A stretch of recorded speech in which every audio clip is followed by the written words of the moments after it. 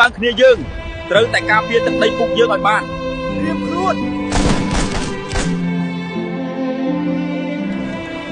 លឿនឡើងបងប្អូនយើងចៅសៀមឈ្លានពានយើងទៀតហើយបញ្ញាប់រកកន្លែងសុវត្ថិភាព